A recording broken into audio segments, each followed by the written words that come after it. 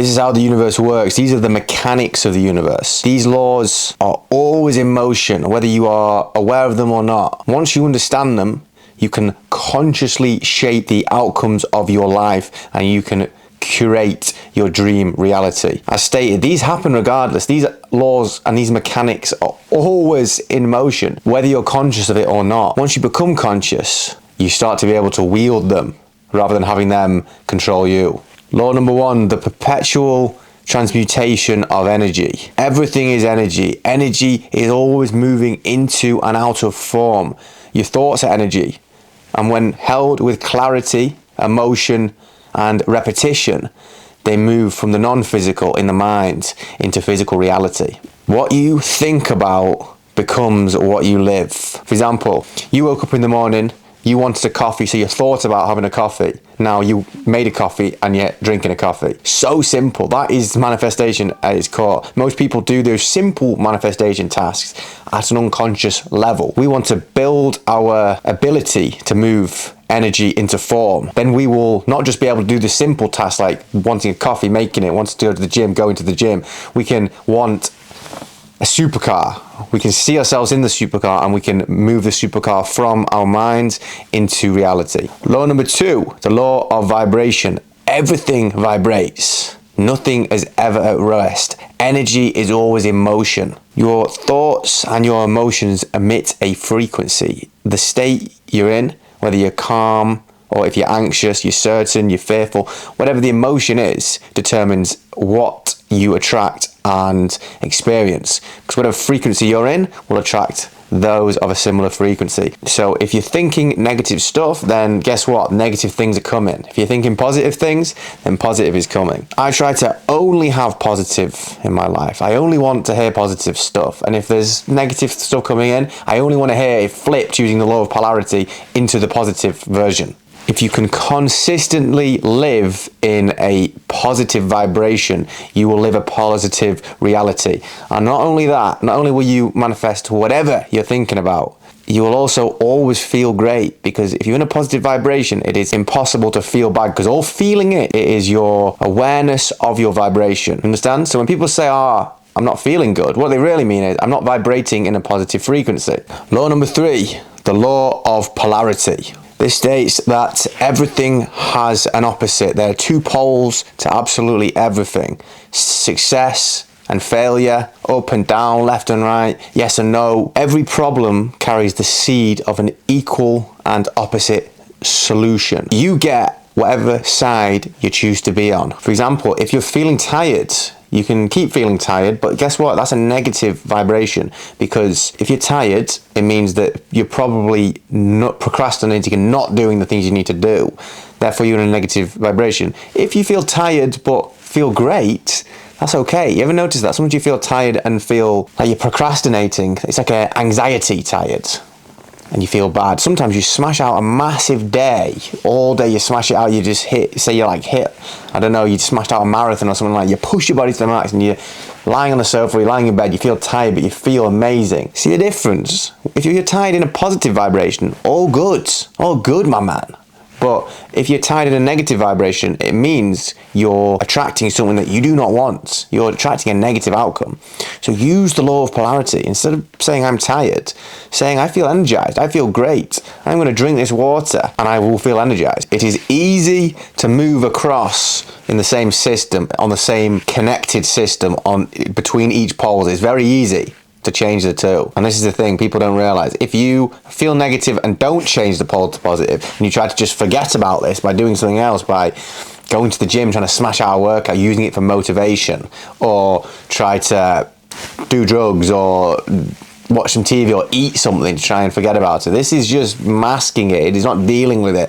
You need to hit the problem head on, attack the problem. If you feel in this state, you need to be right there and then consciously say, I'm going to fix this problem right now. I'm an action taker. I fix problems, and move yourself to the positive. So we'll give a real world example. An athlete, 32 years old, coming to the end of his career, doesn't know exactly what he's going to do after the sport, but he ends up being in a match, tears his ligament, ending the career slightly short.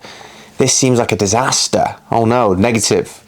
But during the recovery, they start to develop mental strength, start to sharpen their vision, and they launch a coaching brand using their story. All of a sudden, see, it starts to change into a positive. Law number 4, the law of rhythm.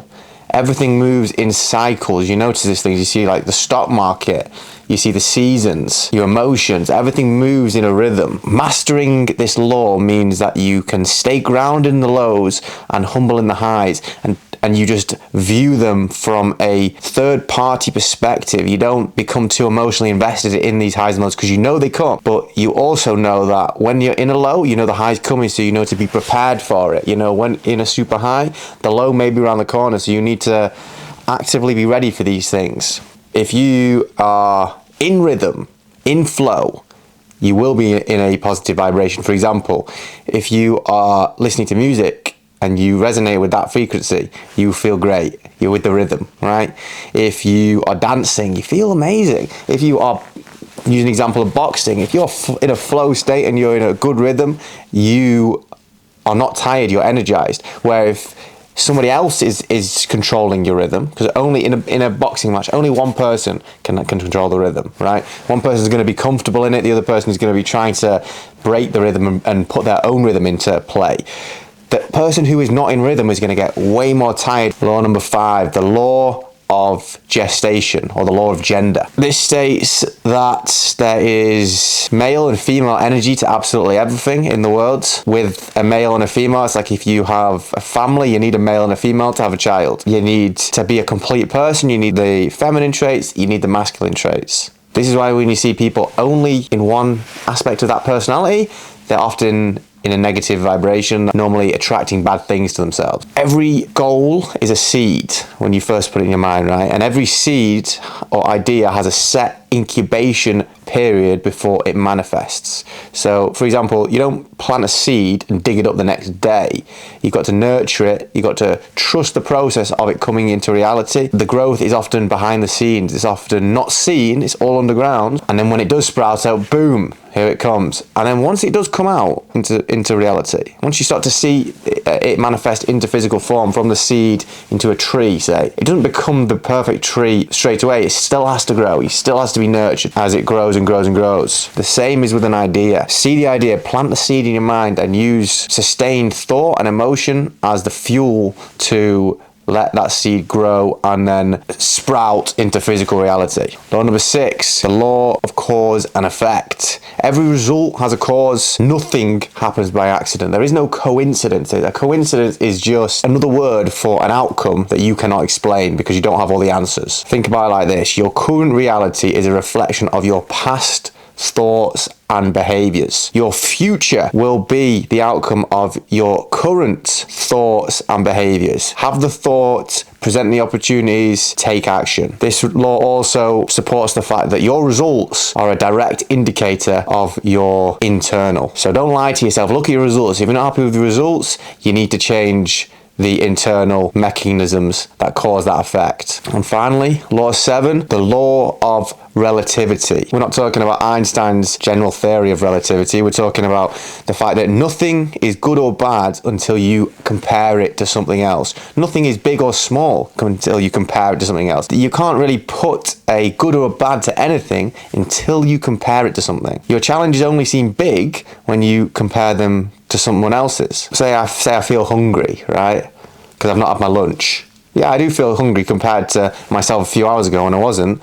But am I hungry compared to some guy who hasn't eaten for 3 days because he can't afford food? No. Use the law of relativity to stay grounded, to stay humble, and also use it on the other side. If you start to feel too bad, use it to power yourself up. Use it to say, well, my situation is pretty good. Use it to be grateful. So those are the 7 laws of the universe. I will go into more detail potentially and make a video on each law because there's so much deeper to go into. We've just kind of scratched the surface on a very surface level. But remember this, the flow of creation: thought, feeling, vibration, opportunity, action, reality. Once you understand the mechanics of the universe, you don't hope, things are going to happen anymore. You realize you have to command them. You can take full responsibility for your life because nothing happens to you. You decide. You are the writer of your own script. You are the captain of your ship. You are the creator of your own reality.